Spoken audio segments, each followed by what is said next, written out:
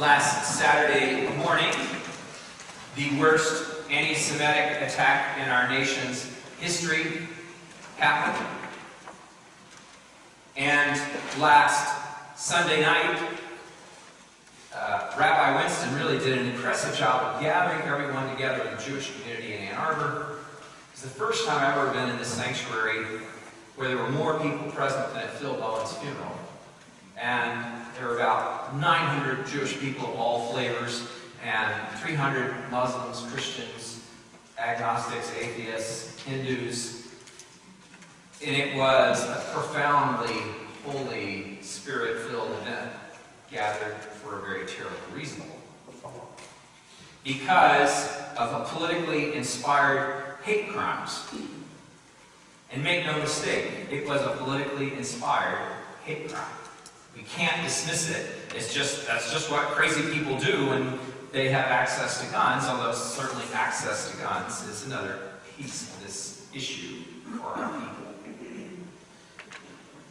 And Josh acknowledged that Jews weren't the only people to suffer hate crimes in our country that week or this year, because there's something in people who, when we're not seeing with love and mercy and grace, that can otherify people out of mistrust and a desire to look out for our own at the expense of others. And Josh said, well, partly this was because of that caravan that's been in the news coming from Central America. We know that really agitated the shooter.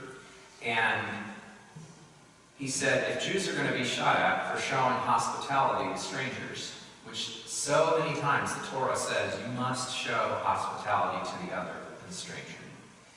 He says then the solution to this terrible act of violence is for us to show more hospitality to more strangers.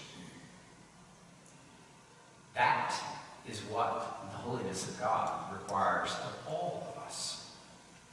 So I was very struck as a Christian at this event, and I was struck by so many things that Emily Swan from Blue Ocean Faith was asked to light a candle, that they reached out to New Young Imam of the largest Muslim community in Ann Arbor, and so the first time ever he came to a Jewish service and he lit a candle.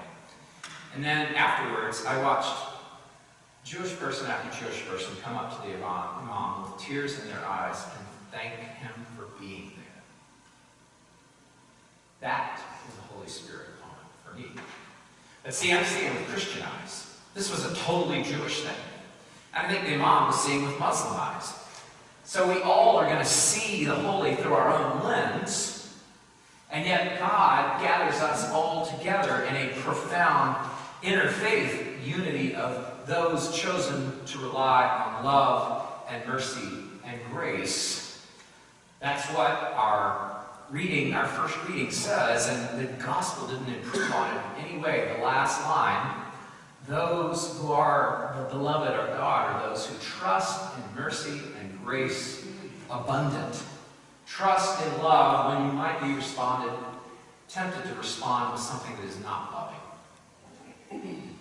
That's got implications for this day that we celebrate the communion of all people of good faith, of all Christian saints, holy ones made holy by Jesus, because we also believe Jesus is something universal. And I'll tell you that, while in the Quran it says that everybody will get a chance at Judgment Day to meet the Prophet and become a Muslim, and there are lines that suggest that some Christians believe something like that happen. I don't think God needs Jewish people to see, oh, Jesus really was doing this Christian thing and we were wrong.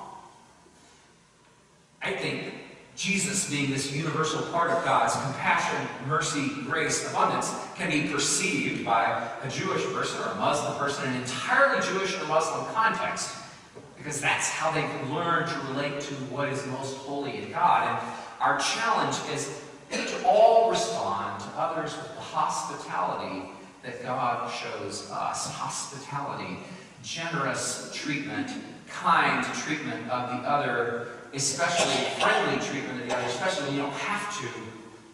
That's what that word, abide in God's love, like in an abode, God's house, we abide, and God shows us hospitality, feeds us, welcomes us as friends and guests. and all the holy ones all over the world, all times and places. That's what they do instead of otherifying.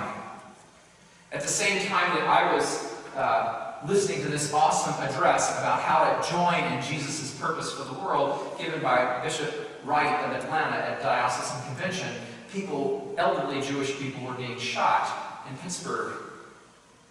And this African-American bishop said, all human misery just about comes from three things. We have to learn to quit investing in separation, superiority, and smallness.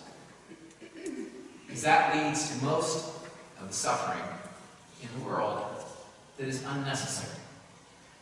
And to be God's people doesn't mean, well, we're just really great. Those people they're maybe okay, but they're not as good as we are. That's the superiority problem. And the separation problem, because we all separate when we have trouble or we're tempted to. And the smallness, we don't see what God wants us to see. But God's people learn to trust in seeing and acting that way, and we keep learning.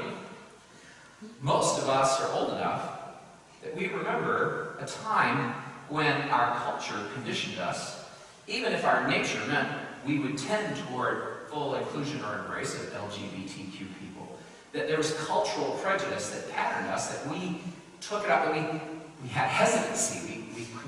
We in some ways saw ourselves as superior and separate, and that meant sometimes we weren't our best with LGBTQ people.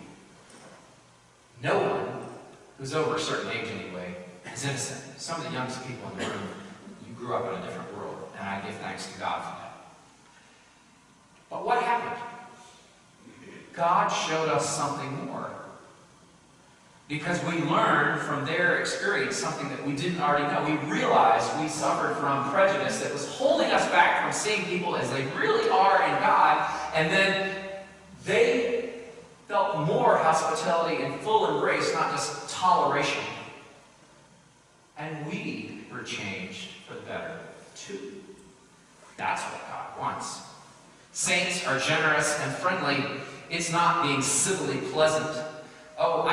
Episcopalians are really good at being civilly pleasant to people they don't like, or that they have unresolved negative issues with. We may win the prize among all Christian families for that. That's not what Jesus is talking about here.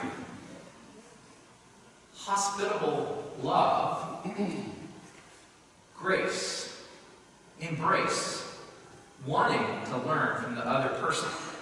There's got to be more there than I've seen so far. An abundance of grace and mercy can help me and them to abide in love. This is how we unbind people and set them and ourselves free. Human history can be told as a story of the failure of humans to be hospitable to one another, and then the times we've succeeded. The time we've succeeded in growing as a species in how we treat prisoners, children, sexual minorities, racial minorities, the disabled, people with mental illness, and we're not all the way there, let me just tell you, but thank God things are better in some ways. But God wants more than that, and we can't get there by ourselves. In all three readings today, God needs partners. And don't let patriarchy and sexism treat you into thinking of when the church is the bride of Christ.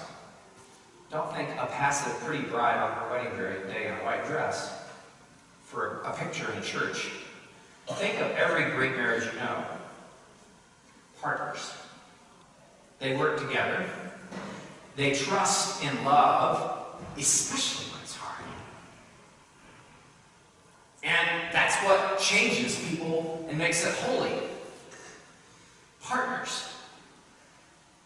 So humanity's failures are all from this failure of hospitality, and the whole biblical story starts in a garden when people's relationships get screwed up and they have to leave the garden because they can't treat God with hospitality and each other and in their own families, and just the brokenness grows and grows. So how are we going to get from brokenness to what the one on the throne said in the reading that Claire read so well? See, I am making all things new. The hospitality of divine love, that all faith can celebrate the virtue of this kind of hospitality to the other. It can be interfaith, it can be ecumenical, it doesn't have to sound like Christian language, but if we want to claim to be a Jesus follower, we might want to say, this may be the most important thing I should struggle with in my life. First, I better receive it. When you know you're loved by God, you think better and you act better toward other people. I know I do. Because then you can share it, because you can't manufacture enough of it by yourself. We were really blessed last week that Jim Gettle came on Sunday and preached an awesome sermon and shared some of his struggles to respond to the good news about God. And then he talked to us and gave us an awesome presentation after church about how being an Episcopal Christian is really about trying to live out our baptismal covenant. Underneath roles or responsibilities or labels or canons, there are these principles that make great things happen. And they're all grounded in respect, trusting in God's love, trying to be about mercy. And when we fail, when we fall into not principles but personalities, frictions, maybe we're not tempted to stereotype a group, maybe we just pick on individuals. Maybe it's our president. Maybe it's somebody at church that bothers us. Maybe it's somebody in our family who's the proverbial black sheep. That's not how we become holy. It's not our personalities that make us holy. It's how we live by the principles of love. So the ungodly think they're being wiser. They think the godly are foolish. They think that you've got to look out for your own interests, and sometimes that will be at other people's expense, and you can't trust everybody, and there's hurt, and there's anger, and there's confusion, and so sometimes you just got to settle for enlightened brutality instead. And there's a sort of contempt that creeps in toward the people who lose, who refuse to live that way. But all the scriptures today celebrate that we are godly not because we're particularly given to prayer, that we sing beautifully and are really moved in church. We are godly because we help each other move toward this loving neighbor as ourselves.